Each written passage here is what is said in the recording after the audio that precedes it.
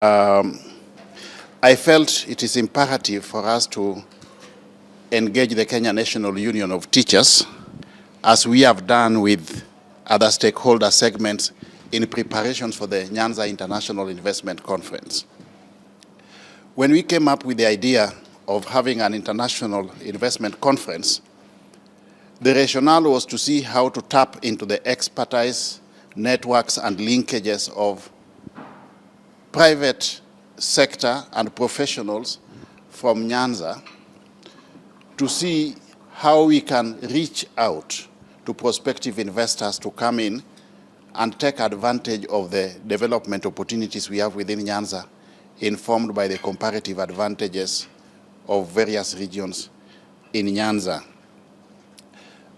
As you are aware, we have largely left development to the two levels of government, the county governments on one hand and the national government on the other. Because of the politics around governance in this country, professionals largely have been taking a backseat. And more often than not, professionals come in to complain about underperformance at both levels of government. So we decided that this time around we are going to do it differently and see how we could pull together resources in terms of technical capacity, networks and linkages of the professionals, and reach out to prospective investors.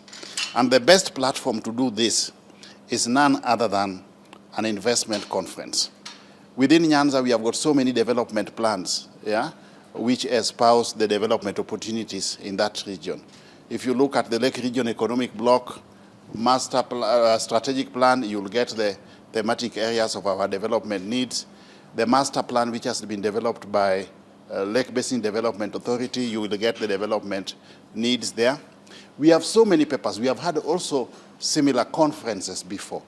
But now we want to move from strategy to action. Is it possible that we can have a different investment conference that really comes up with tangible outputs in terms of engagements and even agreements that can translate into actual investment on the ground? So that's how we came in as agents of necessity to fill the void that currently exists. And we wanted to make this process as participatory as possible. So by way of inclusivity, we have already engaged all the governors. And this time round, the governors from Nyanza are even bringing on board their counterparts from the Lake Region Economic Bloc, the 14 governors in total, to take part in this conference. We have reached out to the EU because we saw the EU as an important vehicle for mobilizing prospective investors. So we had a meeting with 29 ambassadors of the European Union, and based on that, they have already reached out to prospective investors aligned to the development opportunities we have in Nyanza so that they can come in and take part in the conference. We have also reached out to India, we have reached out to Korea, we have reached out to the UK and the United States, courtesy of USAID as well. We also reached out to all the other professional groups that we could think of in terms of value proposition. In previous conferences or in previous initiatives, there are critical players who always complain that they are not involved. So this time we didn't want to leave anybody around. As at yesterday, I thought that perhaps we have done well, but not good enough. So I reached out to Mr. Yu here and had a chat with him. He came over, we had a discussion, and I told him, look, we cannot be doing a development conference in Nyanza and we are not talking to the teachers.